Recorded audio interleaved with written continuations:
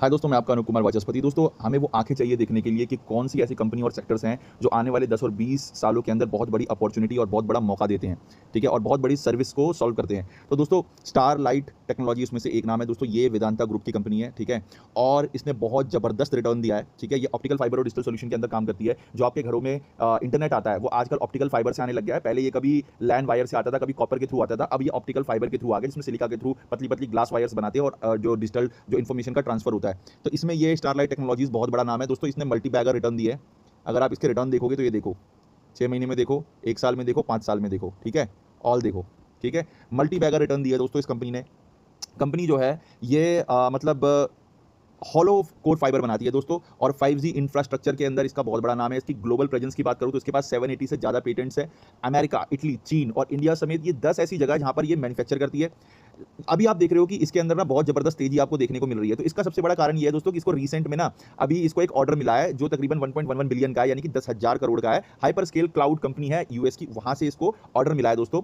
इस वजह से इसके अंदर इतना बड़ा बूम देखने को मिला है। दूसरी बात आपको पता ही है कि एआई के अंदर पूरी दुनिया अभी पागल है। इंडिया के अंदर भी आपको पता है कि क्लाउड सेंटर्स लगाने की बात हो रही है, डेटा सेंटर्स लगाने की बात हो रही है, ठीक है? तो इस वजह से आपको बहुत तगड़ा इसके अंदर ग्रोथ देखने को मिल रही है। इसके अगर हम मार्केट कैप की बात करें तो दोस्तों तकरीबन 2800 करोड़ का मार्केट कैप है। डेट जो है वो 0.86 है। इतना डेट नहीं है जितनी ज़्यादा इसके अंदर अपॉर्चुनिटी है। डिविडेंड यील्ड अभी नहीं है, बट ये चूंकि वेदांता ग्रुप की है तो आपको इसमें डिविडेंड भी आगे चल के देखने को मिल सकता है। अर्निंग पर शेयर 1 के बराबर है। ये कंपनी अभी ग्रोथ कर रही है, ठीक है? कंपनी अभी ग्रोथ कर रही है दोस्तों, इसीलिए आपको 3 साल का CAGR ना माइनस में दिख रहा है।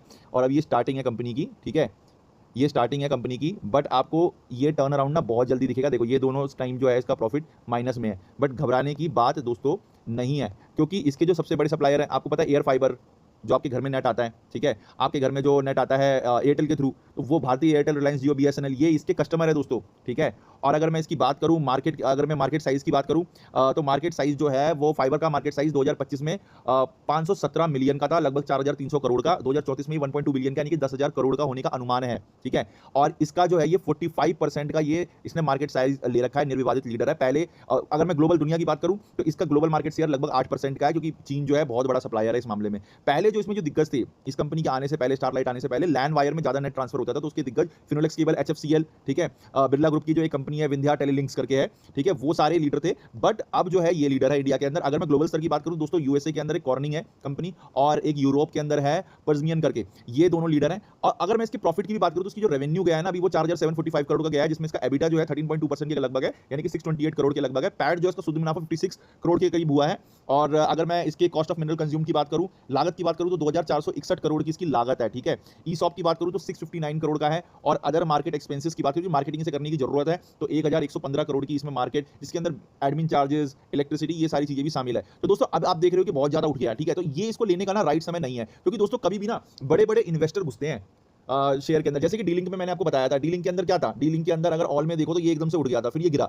अब ये गिर के ना बंदे घबराने लग जाएंगे, लोग कहेंगे यार कंपनी डूब गई, कंपनी डूब गई। कंपनी नहीं डूब गई भाई, बड़े बड़े इन्वेस्टर इसके अंदर घुसते हैं, बड़े बड़े इन्वेस्टर होने की वजह से जंप आता है इसके अंदर। और जब इन्वेस्टर का पॉइंट ऑफ व्यू ये होता है कि अगर मान लो यहां से ज्यादा उन्हें AFML के अंदर दिख रहा है, सेमीकंडक्टर कंपनी के अंदर दिख रहा है ग्रोथ, अगर वहां पे उनको 27% की ग्रोथ दिख रही है 3 महीने में, तो वो वहां पे चले जाएंगे, वो पैसा फ्लो होता रहता है। बट अगर कंपनी के अपने अंदर दम है ना, तो कंपनी क्या करेगी, हर क्वार्टर के अंदर EPS निकाल निकाल के, अर्निंग पर शेयर निकाल निकाल के अपने आप को ना स्थिर रखेगी, और फिर एकदम से जब उसका ध्यान, लोगों का ध्यान उसकी तरफ जाएगा, तो एकदम से ग्रो कर जाएगी। तो ऐसा ही दोस्तों ये इसमें होता है, ठीक है? स्टारलाइट के अंदर अभी जो है आप इसका फिबोनाची निकाल लो, इसका फिबोनाची के अंदर आप इसकी वैल्यू को आधा या 1/4 करके रखो, और मार्केट अर्निंग भी देखो। ये नहीं कि आपने आंख बंद करके 1/4 रख दिया और कभी 1/4 पे गया ही नहीं। आप मार्केट अर्निंग भी देखो, इसके अंदर FII का परसेंटेज भी देखो कि भाई FII DII का इसमें कितना पैसा लगा हुआ है, म्यूचुअल फंड का कितना पैसा लगा हुआ है, ठीक है? इसमें देखो किस तरह से FII का पैसा लगा हुआ है। FII जो है वो क्वार्टर में बढ़ रहे हैं, घट रहे हैं, ठीक है? देखो इसमें FII पहले 7.28 था, फिर 6.74 हुआ, फिर उसके बाद अब कितना, देखो एक हिस्सेदारी बढ़ा दी ना सितंबर 25 में, 11.28 हो गई, 10.93 हो गई, ठीक है? फिर अब 11.47 हो गई। तो इसको भी क्लोजली ऑब्जर्व करना है। प्रमोटर का कितना पैसा लगा हुआ है, 44.44 लगा हुआ है। कंपनी कब शुरू हुई है, ठीक है? कंपनी IPO में लिस्ट कब हुई है? कोई भी कंपनी अगर IPO में लिस्ट होती है तो उसमें लगभग 18 महीने होते हैं जब तक जो प्रमोटर का पैसा ना लॉक इन रहता है। उसके बाद भी जब प्रमोटर बेचते हैं ना, तो ऐसे हमारे आपकी तरह नहीं बेच सकते, वो ना ऑफर फॉर सेल लगाते निकालते हैं, ठीक है?